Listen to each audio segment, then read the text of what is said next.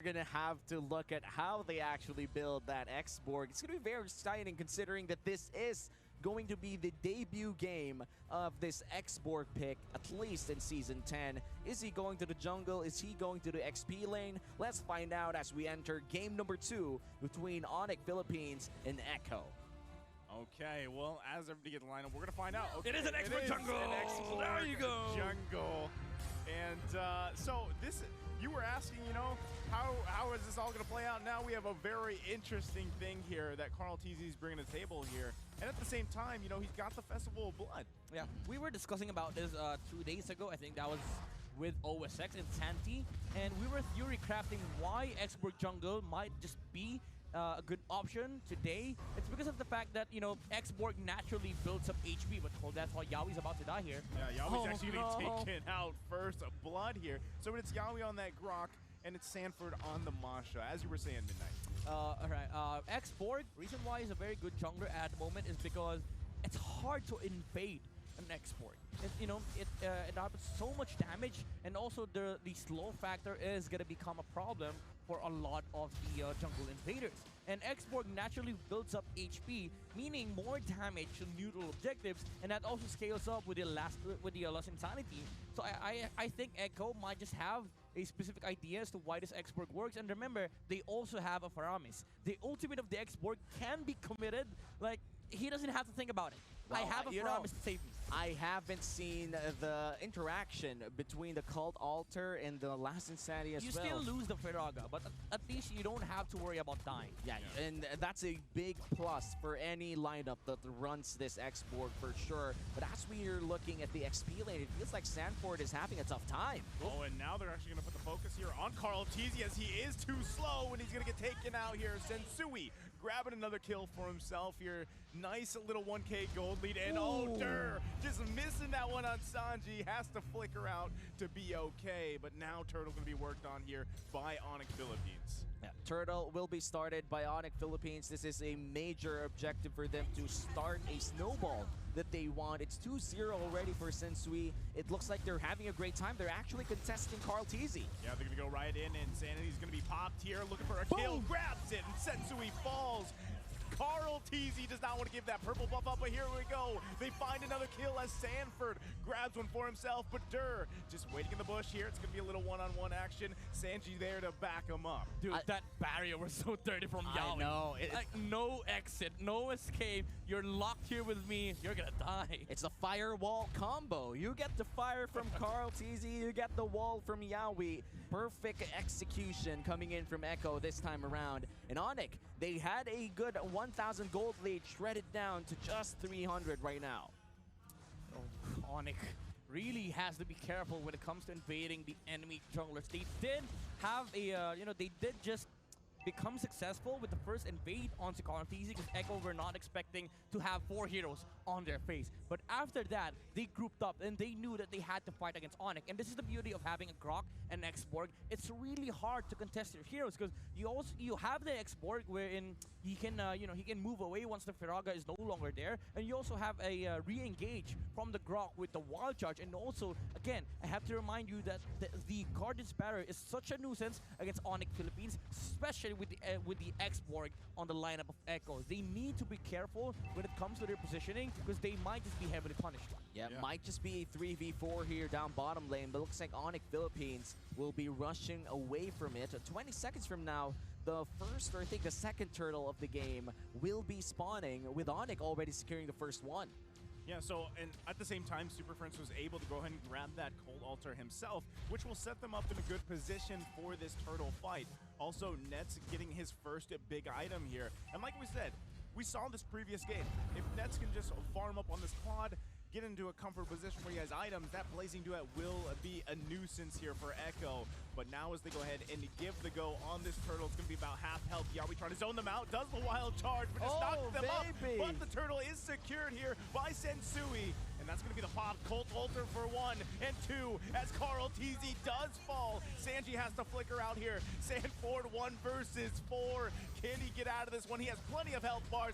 Going to get tossed in a little bit, but still, and Dur goes in under the turret, but he misses, and he's going to get walled off here, but he's in the bush. The protection is there, so it's quite a chaotic thing, but they come out on top. Big win here for ONIC Philippines. Not only did they wound Echo a lot in that fight, but they also secured the second turtle of the game. Look at the items right now. Yeah, this was ONIC PH with a very good mindset coming into that clash.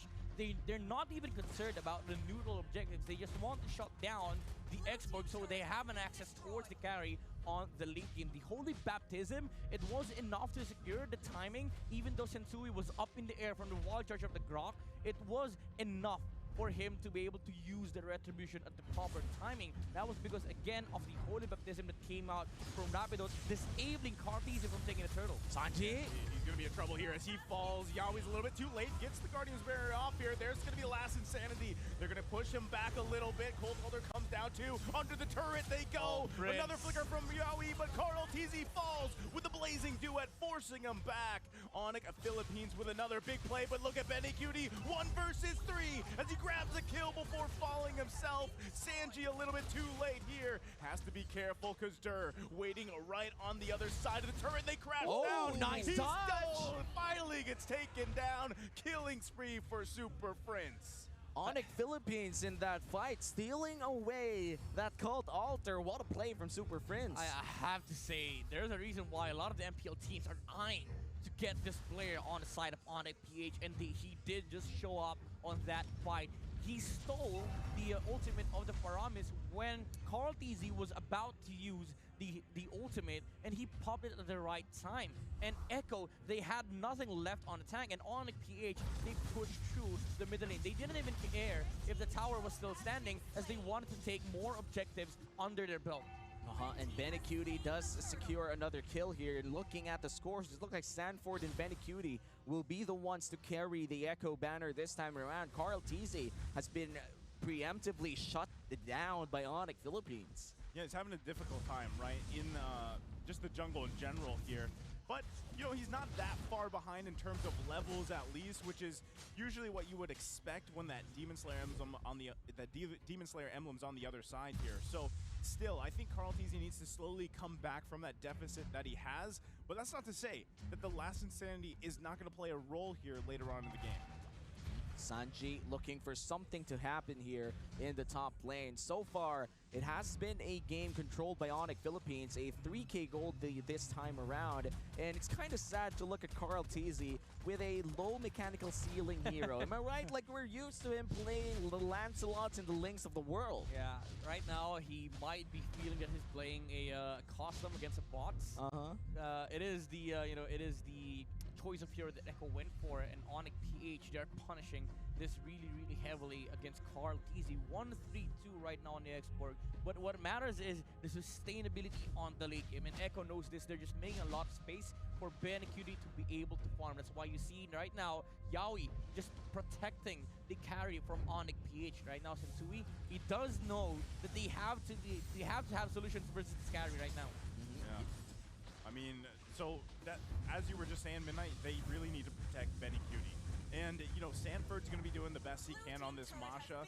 But as you can see, Net's still in vacation mode, just going to keep farming up here and doing what he does best. Yeah, 20 seconds, or rather 10 seconds from now, that's going to be the first Lord of the game. It's going to be very interesting to see whether ONIC Philippines could secure that safely. We have seen Carl TZ last game secure all Lords of the game, but this time around, ONIC Philippines, Sensui, secured all turtles in the early to the mid game, which means he probably has the Retribution on point or online at this time around. Echo, they have to mount a big comeback here. Can they actually contest? Yeah, I think they just trade it, right? It's looking like they're just going to trade this one. I mean, Benecutie and Yaoi still at the top here, because the wall is pretty much set by ONIC Philippines. There you go, first Lord of the game to go over to ONIC Philippines, but meanwhile, Nets 1 versus 2 takes out Benecutie. Wow.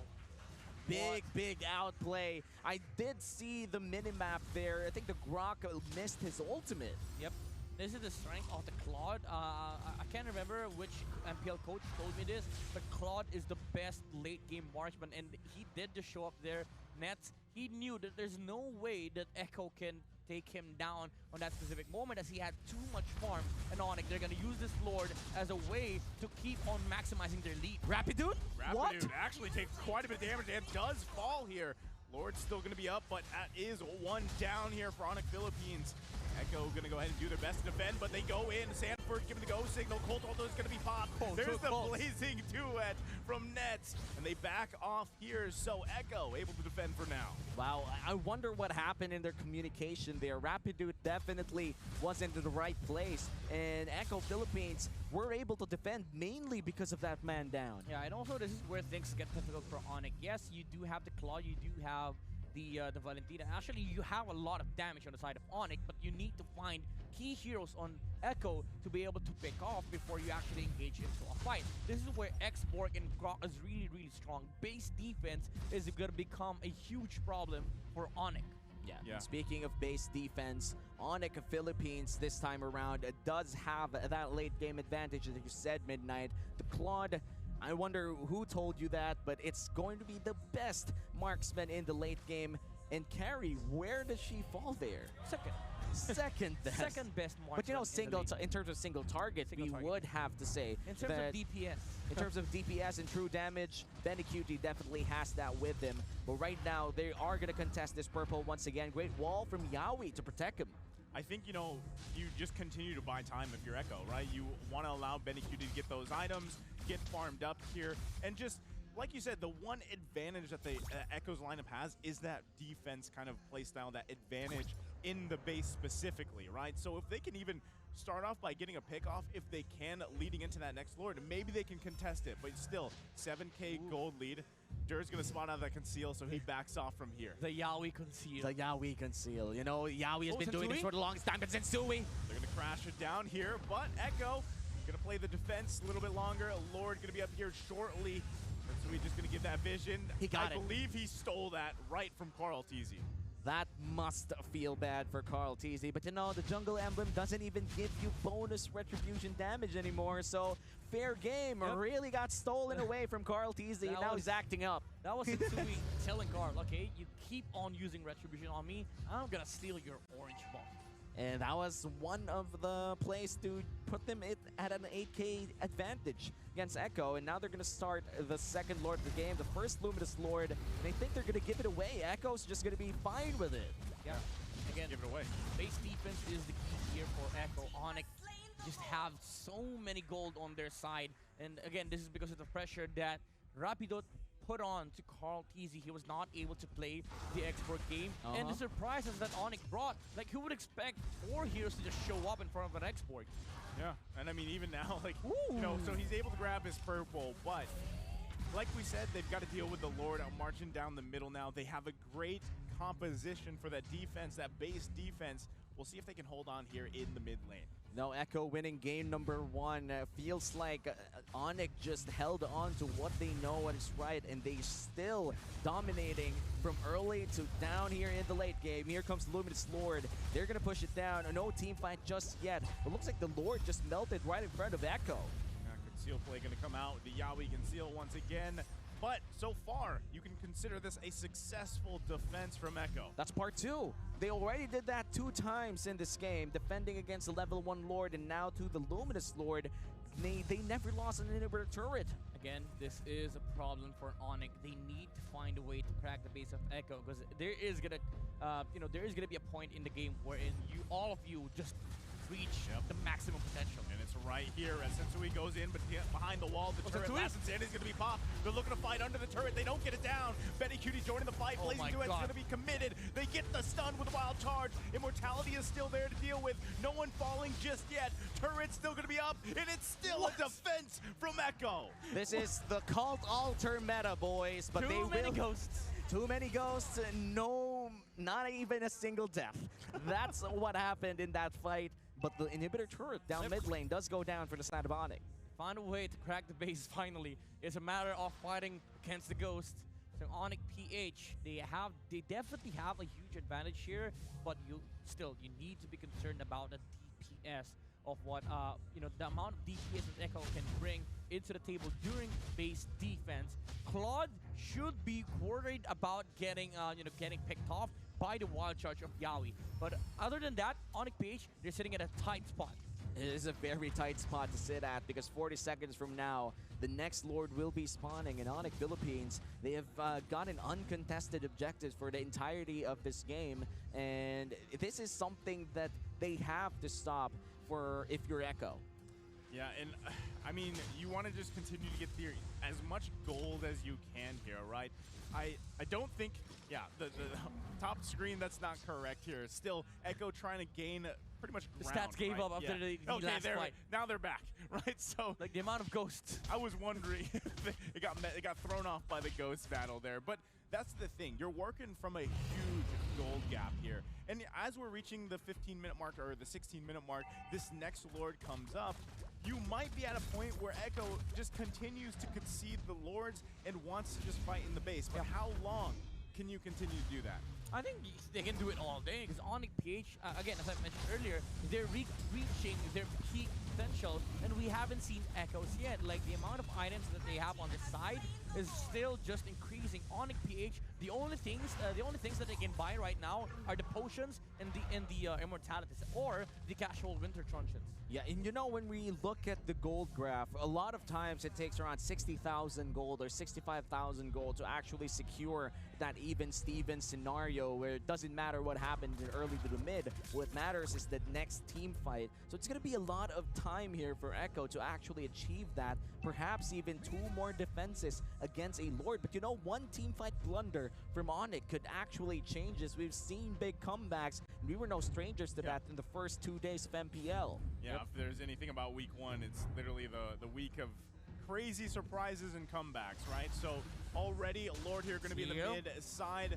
Carl TZ trying to hold that down, also just trying to keep that bottom turret alive if they can. But Sensui goes in behind the wall. Gonna look for a play, zoning them out just a little bit. Lord still has to be worked on here. This should be the bottom inhibitor turret going down for ONIC Philippines. But there you go, the Cold Holder is gonna be committed here. Quite a bit of stun. Blazing Duet's gonna be popped, and they force them back. The turret does go down. Nets looking for another kill. Last Insanity does come out, has quite a bit of damage, but no one goes down just yet. Jesus. And once again, the battle of the ghosts, no one falls. This is crazy MLBB. Called Alter. Like ONIC, yes, they get the towers, but all 5 heroes on the side of Echo are still alive. And the crazy thing is, Carl DC can just regenerate the Firaga armor and keep on using the last Insanity. This is really crazy. It's a stalemate. As you said, Midnight, a 10k gold lead, you can't even feel it. They can't even finish the game. They need to find a perfect team fight for that to happen. They need to take out Sanji. Yeah, and so far, Echo has been defending really well. Well, this might be it. Never mind. They forced them back once again. Cold Holder going to be committed here. Looking for a setup again. The wall comes down. They are trapped. But look at Sanford. He's found Nets in the backside. He has to be careful, though, as he is overextended a little bit. He's going to get caught. He doesn't have enough health, and he falls here. ONIC Philippines still holding on. Yawi's got to recharge and recall and heal up. But here we go. ONIC Philippines looking to push this one in. They find Benny Cutie, the perfect target. And ONIC Philippines going to take this to a game number 3. It's only a matter of time. And there you go. ONIC Philippines takes game 2. Wow. ONIC Philippines, after a long stretch in the late game, team fight after team fight, they finally secure the game after Sanford had one misstep out